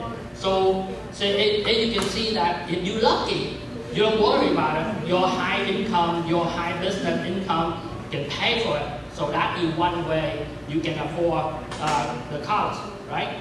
So the next one is you pay partially and you need the financial aid coming from federal, coming from the state, right? So let's take a look at What if you add option number 2? You pay partially, and you pay, and the other sort from what they call need-based aid, right? So look at the need-based aid, financial aid. You will see 4 different sorts: federal, state, student, parent loan, and institutional. Let's say school give it to you. Okay. So the part of institutional school, you have to work with KP because you in order to earn that, you have to show the ability of your student in high academic, or you have some kind of special skill, learning piano very good, playing sport. Okay, so that's the part. So number 3 here, choice number 3. You know, family struggle with financial. You need 100% coming from financial aid. Okay. So in that situation, again, you're looking at 4 different sorts: federal, state, student, and institutional, right? Or number 4, how do you pay for it? You're using what they call merit-based. Merit-based is that the partner working with you and student maximize the ability on the spatial, academy, high, in terms of academic, or we have special skills, sport, or play music. Okay. So today, I will concentrate on these 2 options, number 2 and number 3.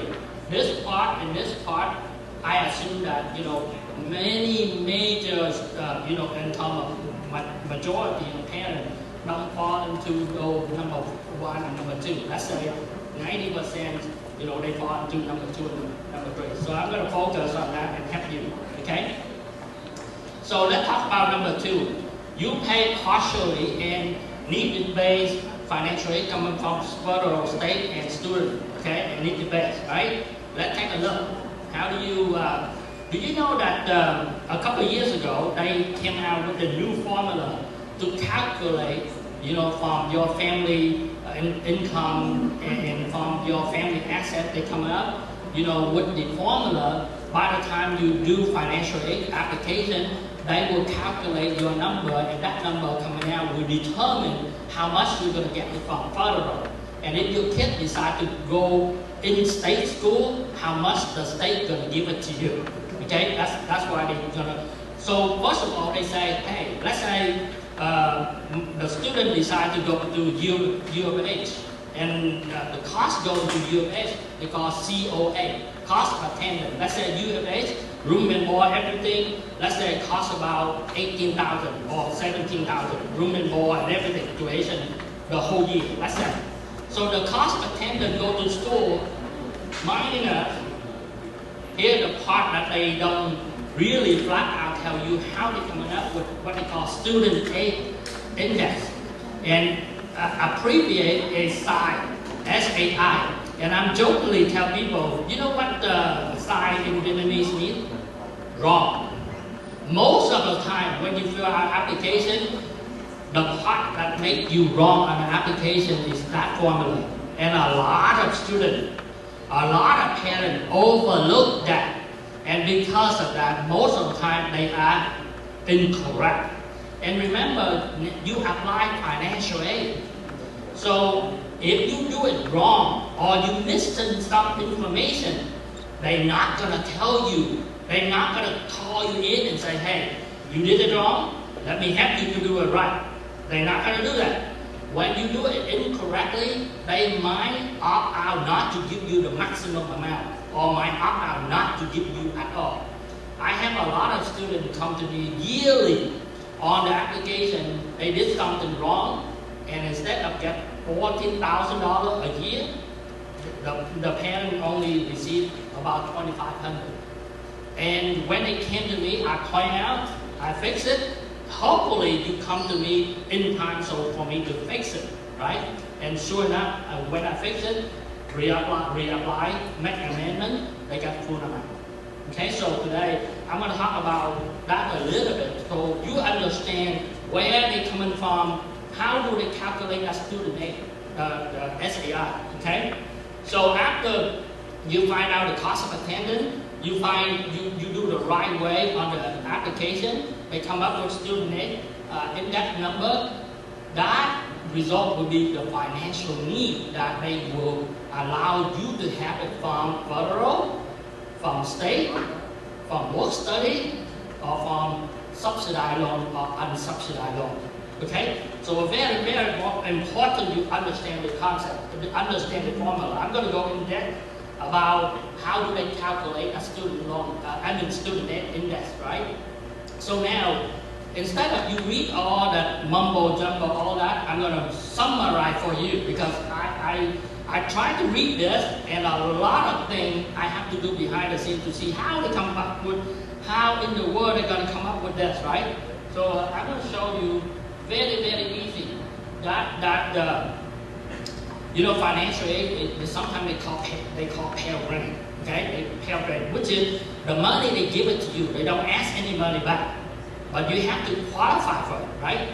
So now they have what they call a maximum amount they can give it to you, and the minimum amount that they give it to you. So one of the mistakes the parents make is they assume that income family is high, and because of their wrong assumption, they lack of pay attention to fill out the application, or they opt out not to fill out application, or they do just for the sake of doing. So in Texas, you have to file financial aid, FAFSA application for your kid to graduate from high school. So I have parents coming in and do for the sake of doing. They don't pay attention. And they did not know that when they give you financial aid, they give you a minimum amount all the way to the maximum amount. And you will qualify somehow, somewhere in between. But you opt out not to do the right way. Okay? So today I'm going to talk about, in order for you to understand the minimum amount they're going to give it to you, the maximum, they use the formula, what they call a poverty line. Okay? Later on, I'm going to try to speak a little bit Vietnamese for if the parent, have a chance to understand a little bit in depth. They're gonna in the U.S. they establish what they call a table of the poor, from poor to rich, right? They call a poverty line, poverty table. Okay, so let's say the poverty line saying, hey, you are a family of one. If your income at this amount, you are poor. Okay. Believe me, they have poor and poorer.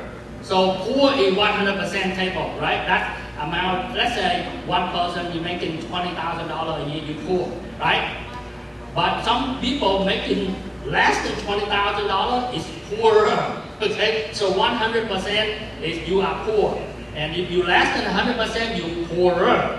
And you more than 100% of that line, you are a little bit improved until you make it so incredible income. So when you talk about financial aid, they calculate the SAI, they're going to give you a range of 175% of your income compared to the poor. Let's say the poor standard is for one family of one, let's say $20,000.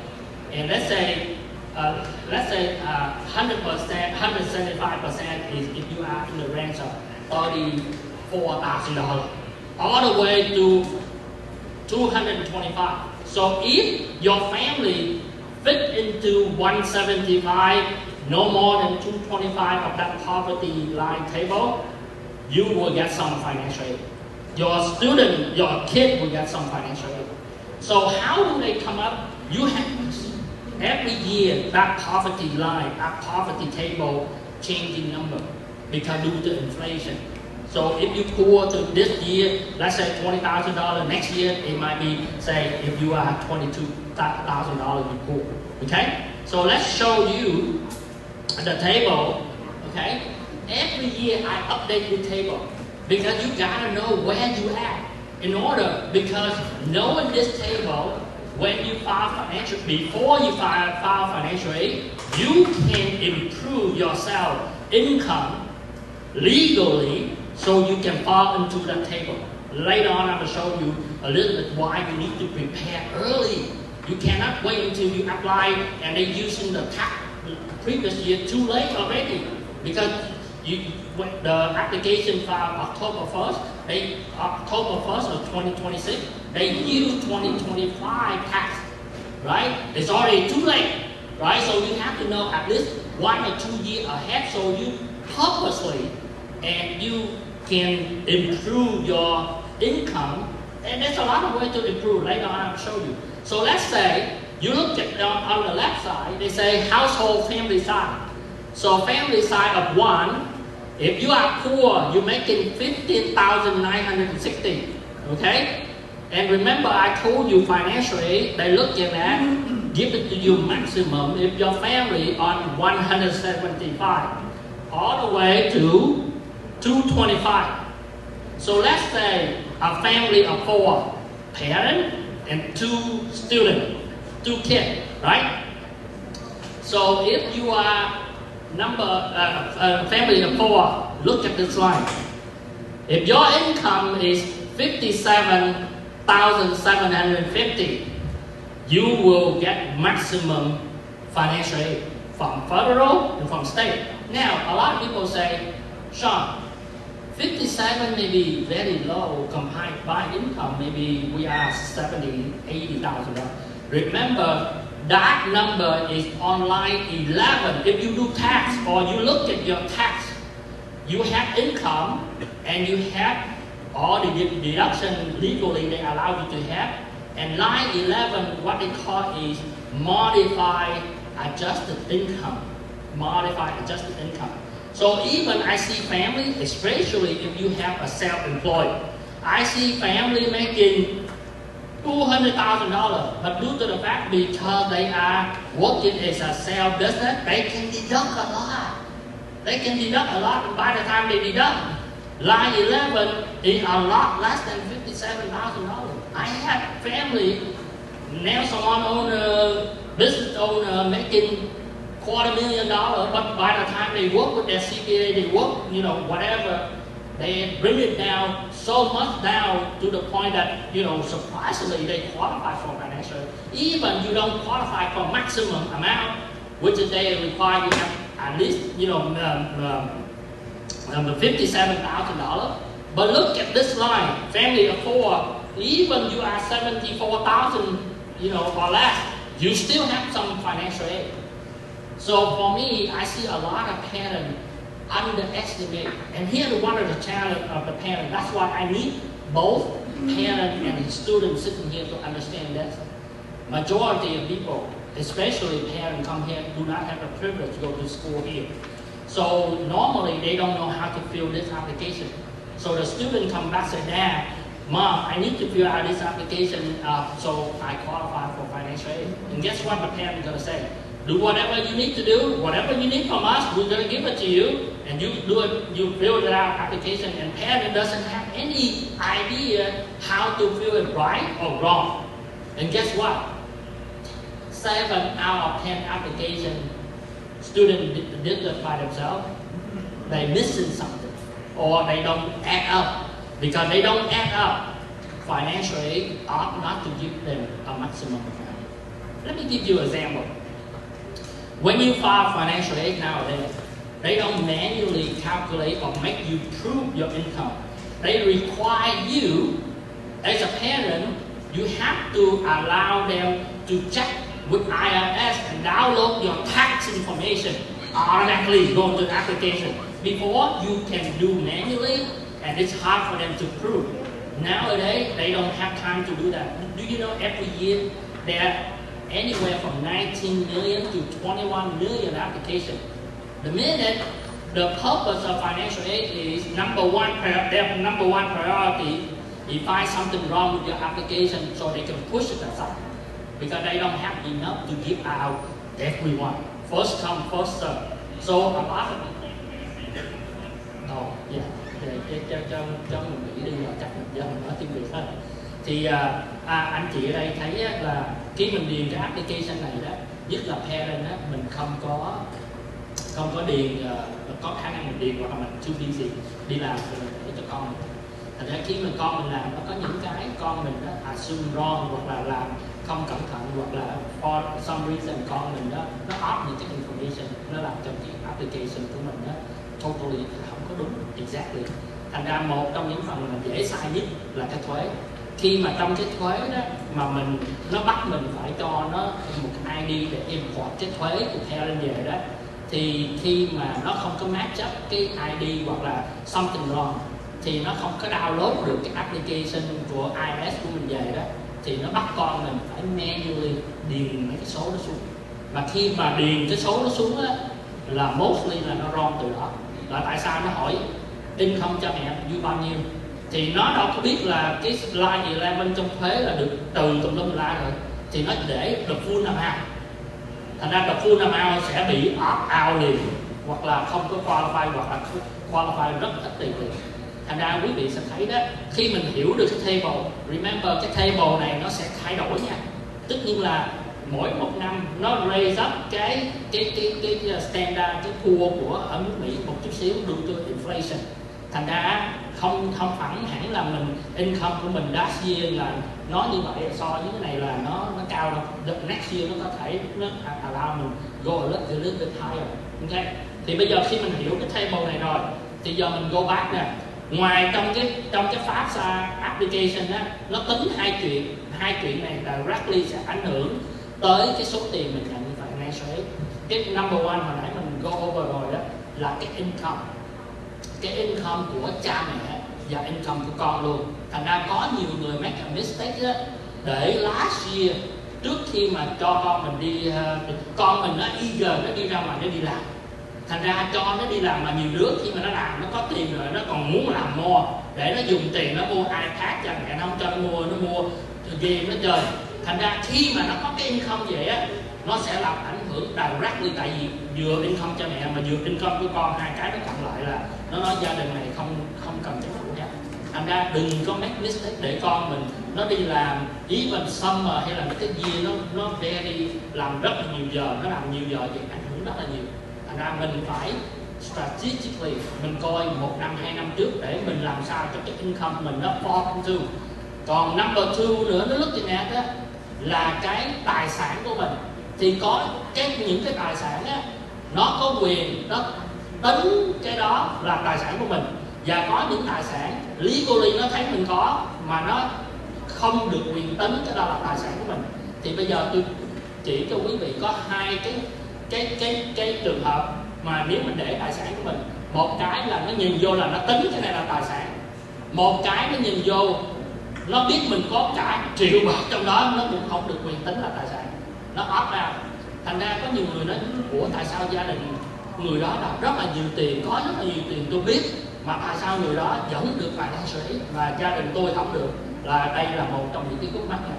Thì quý vị sẽ thấy đó, nếu mình có nhiều stock, nhiều bond, mutual fund trong checking saving account của mình quá nhiều, ok, hoặc là mình có những cái CD, hoặc là những cha mẹ cẩn thận đi mua những chương trình 529, tất nhiên mình để dành tiền trước cho con để đi học á, thì mấy cái này khi mình làm, bởi vì lý do đó quý vị sẽ thấy á, cái thuế của mình rất là important, mình không có thể hide được nếu mình không prepare đúng. Tại vì trong cái thuế mình, quý vị sẽ thấy rất là dễ hiểu, khi mà nó đau cái lốt cái thuế mình về rồi á, nó thấy cái tiền interest của mình á, giả dụ cái interest của mình có trong đó là một năm là 400.000 nội interest alone, là nó biết mình đã có bao nhiêu tiền để generate cái interest đó rồi.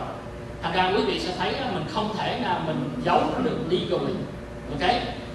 Nhưng trong lúc mình prepare đó, chính phủ cho phép mình được quyền move from cái tài sản bên này đi qua cái cột này legally, mà khi mình muốn làm như vậy mình phải làm a couple of years ahead, chứ mình không có thể nào đợi tới lúc mà con mình đi application đó là nó trễ rồi. Có thể năm đó mình mua thì có thể năm sau mình mới qualify. Thì đây là quý vị phải hiểu cái game và cái luật để cho nó tính những cái tiền này, ok. Chẳng hạn quý vị có cả triệu bạc trong IRA 401k, đối với chính phủ tiền này là tiền retire của mình, không thể tính tài sản được. Quý vị có những cái pension và có những cái annuity là even quý vị có tiền mặt, có cash, nhưng mà nếu mà quý vị để checking CD rồi là nó sẽ tính. Nhưng mà khi mình tạm thời mình mua với annuity, mình chỉ set cái amount ở cái time là 3 năm hay 5 năm. Legally khi mình bước vô bỏ vô annuity là được quyền chính phủ hands off, không được quyền tính cái đó. Trong cái pháp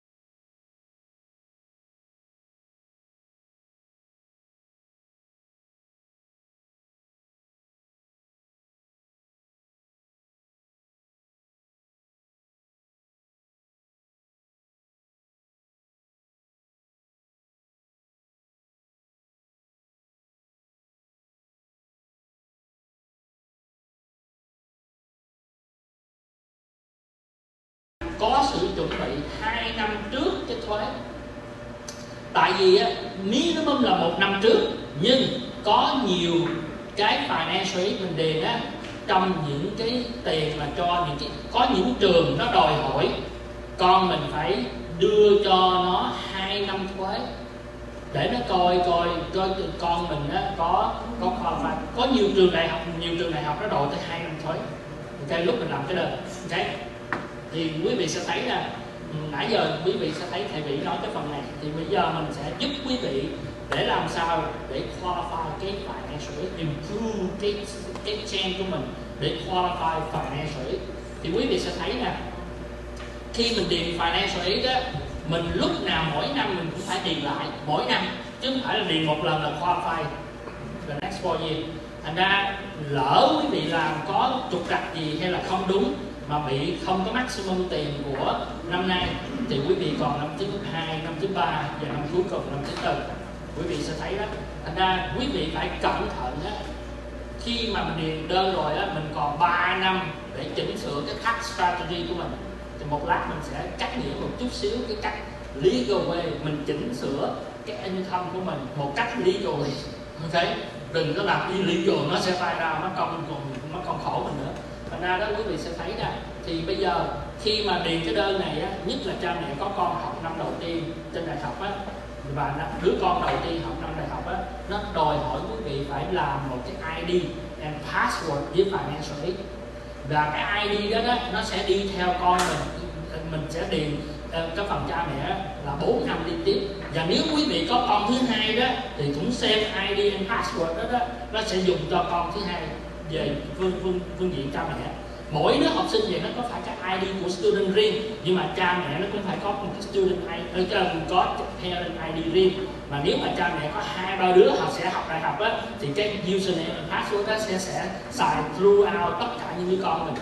Ok, thành ra quý vị sẽ thấy mình phải làm quen với cái adjustable gross income. Là nãy tôi nói quý vị á, ngày hôm nay nếu mà quý vị về nhà, nếu mà lục ra cái hồ sơ thuế của mình á, quý vị nhìn trên cái form nó gọi là 1040 á, thì cái line 11 là cái line nó để là adjustable gross income. Nhớ nha, cái keyword here là adjusted gross income. Tất nhiên là mình làm là gross, nhưng mà sau khi nó cho mình trừ này trừ nọ đó, thì cái line đó là cái line nó sẽ tính cái income của gia đình để nó trên cái bảng table đó để nó award mình cái financial aid. Thì nó cho phép mình kiếm the way to improve cái AGI này. Thành ra quý vị sẽ thấy nè, đây là một cái rule nó mới có thôi, là nếu mà gia đình nào mà cái adjustable gross income này có 60.000 or less là mình no longer require report. Nó automatically nó cho mình opt out, not report cái assets. Yes. Nếu income của mình, adjust income của mình 60.000 or less, hồi nãy quý vị nhớ là nó đòi hỏi là mình phải report assets và mình report income. Nhưng nó biết rằng là nếu mà gia đình nào cái chain mà 60.000 or less á, thì asset không có bao nhiêu đâu. Thành ra nó cho mình opt out, not report. Nhớ nha, lúc đó nó cho mình opt out, đừng có volunteering. Đây là nhiều cái học sinh nó làm rất là mistake. Cái field đó là volunteer, lúc đó nó không còn require nữa, mà tự động mình không đánh mà khai, tự nhiên mình khai. Yes. Nhưng nếu mà income của mình dưới cái này thì mình không cần report. Có chứ, nó sẽ opt out, nó không cho mình tiền financial. Không, đúng rồi, nhớ nha, legally nó không require. Dạ thôi, để mình cut it short. Dạ, tại vì mình nói cái này nó hơi chút xíu. Thì đây là cái slide cuối cùng mình muốn cắt nghĩa cho quý vị. Tại vì có những cái nó dễ dàng cắt nghĩa bằng tiếng Anh hơn. Thì nếu mà quý vị á, có cái khả năng chụp hình cái này lại đó, rồi sau này nếu mà muốn tìm tụi này để tụi này giúp cho cái đó, tụi này sẽ làm. Nhớ nha, ở đây everything tụi này volunteer làm bất vụ lợi. Và mình hopefully á, những cái gì mình giúp bảo quý vị nên viết a letter in hand. Nếu mà quý vị đã hiểu được này, làm được cái này rồi, next year have the next person, have the next scanner. That's why trong cái center mình hỏi những student đó, sau khi mình xin financial aid cho nó được rồi, next year mình call nó volunteer come back là center chỉ là những người sau. Thành ra đây là cái mà mình sẽ thấy là mình phải plan ahead ha, mình phải hiểu cái cách nào legally reduce cái countable income của mình nha. Reduce countable income rất là dễ. Increase 401k contribution, open up IRA để cho nó lower cái AGI của mình xuống. Hoặc là mình pay con mình được quyền pay con mình. Nếu mình làm nghề tự do, mình được quyền pay con mình, nhưng mà pay con mình in the way á, đừng có over cái threshold mà nó sẽ làm ảnh hưởng directly as income đó. Mình có thể bỏ, mình đưa cho nó 7.000, 8.000. Nếu mình có 2-3 đứa con trên 14 tuổi, mình có thể bỏ cho nó 7.000, 5.000 mỗi liền, thì lúc đó mình vẫn qualify trong cái đó. Thành ra mình sẽ hiểu á, là mình làm sao mình phải đẩy cái tiền của mình qua bên cái excludable asset too. Thì đây là những cái cách mình giúp người ta improve mà để mình được cái SAI giảm xuống để mình được maximum financial aid. Don't be surprised, có nhiều người tới mình cứ nghĩ cái income của mình không có qualify, nhưng mà by the time mình help họ, nhớ nha, help là phải a year ahead, không thể nào chữa lửa mà ngay cái lúc mà mình apply cái application đó nó too late rồi, có thể next year. Thành ra đó là quý vị sẽ nhớ đây ha, mình phải chuẩn bị ahead of time, 10 tháng tới 12 cho tới 18 tháng trước khi con mình apply financial aid, đó mình phải chuẩn bị. Rồi á, trong cái lúc tháng thứ 6, 12 tháng trước mà khi học đại học á, mình phải có sự chuẩn bị rồi. Rồi á, lúc mình làm cái đơn thì mình phải có những cái dữ liệu như thế nào cho nó đúng, correct, để mình chuẩn bị mình làm. Có nhiều người làm á, sai rất là nhiều mà không biết là cái application của mình bị sai. Thành ra that's why á, mình rồi có những trường hợp mà mình apply giống như thầy Vĩ nói á, có nhiều khi mình apply mà nó nhận information some reason nó wrong, system nó có thể wrong, information nó receive có thể wrong, và mình có thể được quyền contest đó, mà mình phải contest như thế nào cho đúng, và mình phải đi go through cái channel như thế nào. Thì đó là cái nhiệm vụ mà mình giúp cộng đồng ở đây. Thì hopefully ngày hôm nay attend both session, mình có chance mình improve con mình về vấn đề học vấn để nó nhận được những scholarship. Ngoài ra gia đình còn có thể receive for financial aid. Nhớ nha, tiền có thể come in both financial aid và scholarship too. Có nhiều học sinh ra trường mà dư tiền, quý vị có hiểu không? Học sinh nó học nhưng mà nó còn dư tiền, nó học mà nó dư mấy chục ngàn luôn. Thành ra that's why khi mình hiểu được này. Và thôi bây giờ mình ngừng ở đây để cho parent nào có question rồi mình có thể trả lời một xíu. Dạ anh.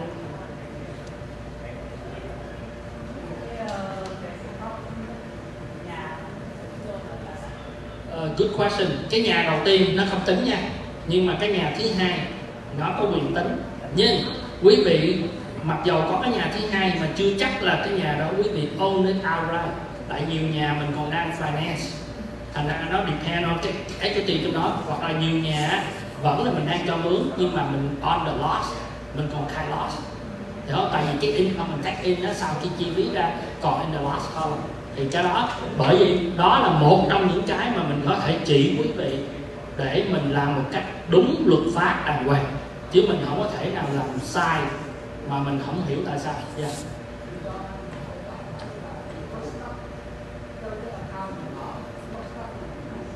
Dạ. Dạ, nếu depend cái stock đó nếu mà nó nằm trong bên retirement á thì nó chưa có realize gain, chừng nào anh bán nó mới realize gain anh check ra. Rồi có những cái stock á nó realize cái gain là tại vì anh bán ra, anh hiểu mình nói không? Thành ra chưa chắc anh có cái stock mà anh có lời. Có nhiều người hiện giờ có stock đang lỗ thấy màu thành ra chưa chắc. Thành ra cái câu answer là yes or no. Thành ra anh tới gì mình sẽ chỉ anh có những cái để anh prepare mà anh sẽ move nó ra chỗ nào để nó vẫn là cái investment của anh mà nó không có cao, nó không có legal nó cao, và để mình weather cái đó trong vòng 1, 2 năm hay 3 năm trong khi con mình đi học, để mình strategically mình có vẫn còn quan tâm.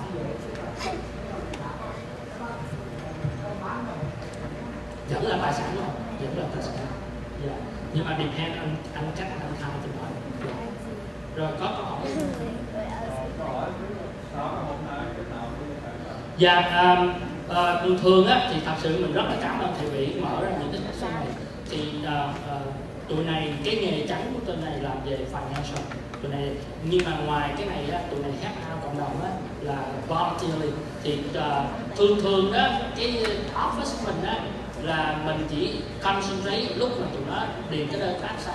Tất nhiên là vào khoảng tháng 9 mình mở ra những cái webinar, những cái buổi hội thảo như vậy nè, là tại vì tháng 10 nó điền cái application, thành ra khoảng tháng 9 á, một lát liên lạc với cô Cindy thì cô Cindy sẽ cho quý vị xin phép quý vị nếu mà muốn biết á, either để lại số phone hay để lại email, tụi này sẽ send out những cái information đó ra. Và tụi này mỗi năm tụi này help out điền tại chỗ những cái application luôn. Mình có thể mình ngày hôm đó mình giúp send out. Có những cô hồi xưa cổ volunteer cổ ngồi đây rồi quý vị sẽ thấy có rất là nhiều người đã volunteer với chương trình của tụi này. Thì tụi này help out student apply application thì đừng có sợ, tụi này sẽ help. Và mỗi thì liên lạc với cô Cindy ha, rồi mình sẽ liên lạc quý vị.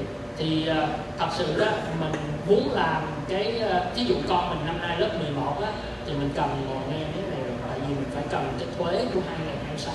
Tại con mình năm sau lớp 12 điền cái đơn này á thì mình phải ngồi mình biết cái này. Nhưng mà không sao, mình lỡ chuyến đò năm trước rồi thì chuyến đò năm sau vẫn còn improve là được. Như thế thành ra tụi này sẽ giúp được cái này. Dạ vâng. Rồi. Thưa quý vị, mình tên là Cindy. Sorry, hôm nay có cái program cho nên wear sunglass. Thì thường á, quý vị mà cái phần và college planning là thầy nghĩ hôm nay mình trở lại thầy rất là chuẩn bị rất là chu đáo, cho nên mấy em á hãy listen và follow giống như con mình. Ngày xưa đó, con mình bây giờ ra trường đi làm rồi, ngày xưa được full ride luôn, mặc dù cái income mình rất là cao, mình không có qualify nhưng mà biết cách chuẩn bị thì mình vẫn được hưởng, con mình vẫn được scholarship. Thì bây giờ mình trở lại mình ghi back thôi. Thì quý vị khi mà muốn nhận financial aid thì chuẩn bị ít nhất 1 năm, tức là lúc con mình học lớp 11 phải tìm hiểu về cái thuế xong rồi á, nếu mà quý vị apply vô những cái Ivy School như mấy em trên đây á thì chuẩn bị ít nhất 2 năm về thuế, thì tức là lúc con mình học lớp 10. Thì hôm nay anh Son anh trở lại anh hết explain về cái cách chuẩn bị. Thì nếu mà quý vị có thắc mắc đó thì liên lạc lại thì mình sẵn lòng mình giải thích detail hơn để quý vị có cái sự chuẩn bị, và có thể mình không phải chỉ có một đứa con mà có nhiều đứa, thì lúc đó mình có thể mình dùng cái tiền đó mình cho cái retirement. Thay vì phần đông gần đây á, mình thấy là cha mẹ phải dùng cái retire tiền của mình để mình support hoặc là mình mượn student loan cho con mình. Thì bây giờ mình đã được rồi thì mình muốn trở lại mình chia sẻ cái kinh nghiệm của mình thôi. Còn một vấn đề nữa tôi không có, tôi nhắc nhở quý vị, even mà cái income của mình out of range hoặc là cái assets của mình out of range, mình không có chance xin được financial aid thì còn nhiều cái cách để mình get help. Quý vị nhớ là sau khi nó mắc sau cái financial aid available rồi đó, thì cái next one đó là nó cho mình mượn loan. Thì trong cái loan nó có 2 loại loan. Một cái loan nó gọi là subsidize, tất nhiên là trong lúc con mình đi học nó không tính tiền lời cho tới khi con mình ra trường 6 tháng sau, lúc đó nó mới đòi tiền lời. Thành ra trong vòng 4 năm mình đi học đó, nó cho mình miễn cả những cái tiền lời đó. Thành ra một cái next source đó là cái xin subsidize loan. Và sau khi subsidize loan mình max out rồi đó mới tới xin mượn parent loan hay student loan. Và ngoài ra còn những cái khác nữa mà mình không có đủ thời giờ để mình nói cho nó cặn kẽ. Thì nếu mà quý vị tới đó mình coi trường hợp như nào.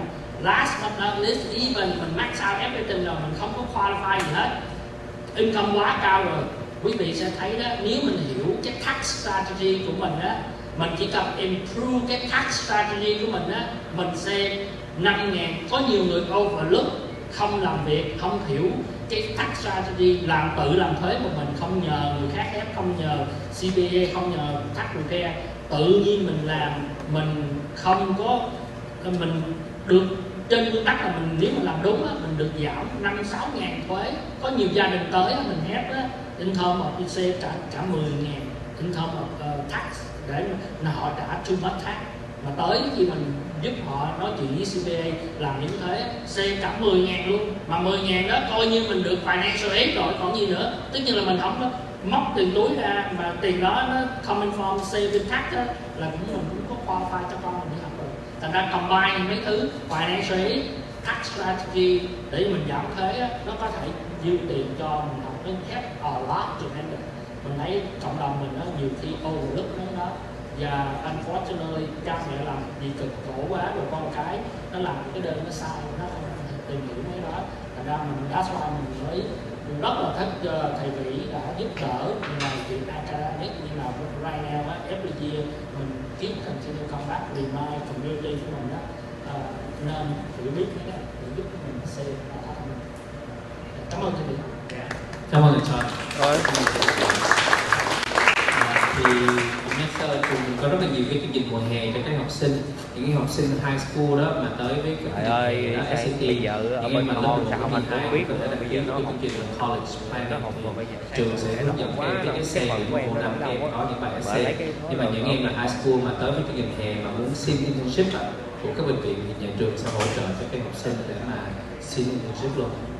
Muốn làm thì mình sẽ sắp xếp cái internship đó, thì các em có thể vừa đi học hè mà vừa có thể đi làm internship luôn, sắp xếp những cái khung giờ. Có những em mình đã sắp xếp rồi, thì có những cha mẹ đăng ký rồi, thì những em nào mà thật sự muốn đi làm thì mình sẽ hướng dẫn tới các bệnh viện để mà các em có những cái, tại vì như em chia sẻ đó là cái đi làm internship mùa hè cực kỳ quan trọng, nó sẽ giúp rất là nhiều cho cái đơn đại học cũng như sau này, không phải đại học không đâu mà sau này đi lên đại học mà xin đi làm những cái công ty đó, những cái kinh nghiệm dưới high school nó cũng sẽ kéo dài luôn.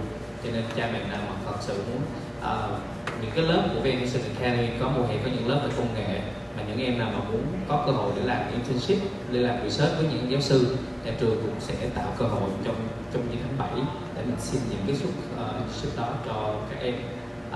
Năm nay là năm đầu tiên mà trường đẩy rất là mạnh về những cái chuyện mà làm internship, bởi vì mình thấy những cái benefit của những em học sinh những năm trước mình chỉ hỗ trợ khoảng 10 em thôi, thì năm nay mình hỗ trợ rất là nhiều, và mình make connection với các bệnh viện như các công ty luôn để mà hướng dẫn cho các học sinh có những cơ hội như vậy. Thì chương trình hè của mình thì có từ lớp mẫu giáo cho tới lớp 12 luôn. Thì cha mẹ mà muốn tìm hiểu thêm thì có những flyer hoặc là vào buổi ngoài môi trường. Anh chị mà muốn liên lạc với chị Cindy hay Sean có thể liên lạc qua trường thì tụi em cũng sẽ hướng dẫn. Thì ngay học sinh ở trường VN năm nào thì mình cũng mời anh chị Cindy hay Sean xuống để giúp điền đơn cho các em luôn. Thì hai anh chị mang khoảng 5-6 volunteer xuống để điền hết pháp xa cho các em, tại vì các em không biết làm và làm sai rất là nhiều.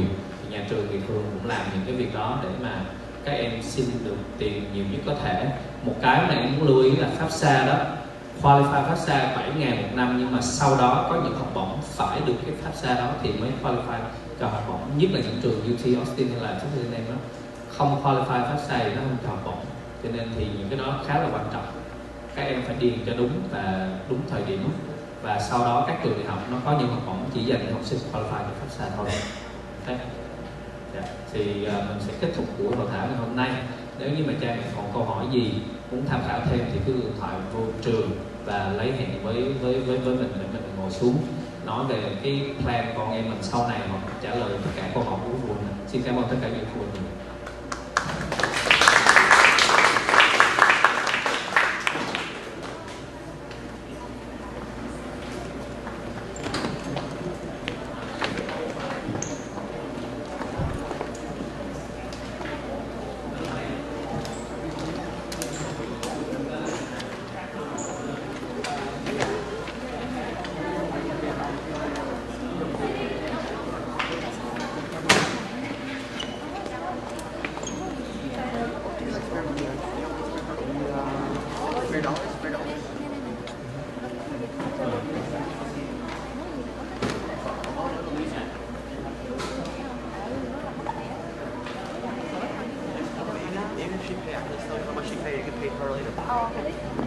Mua cái gì có khoanh nó về Việt Nam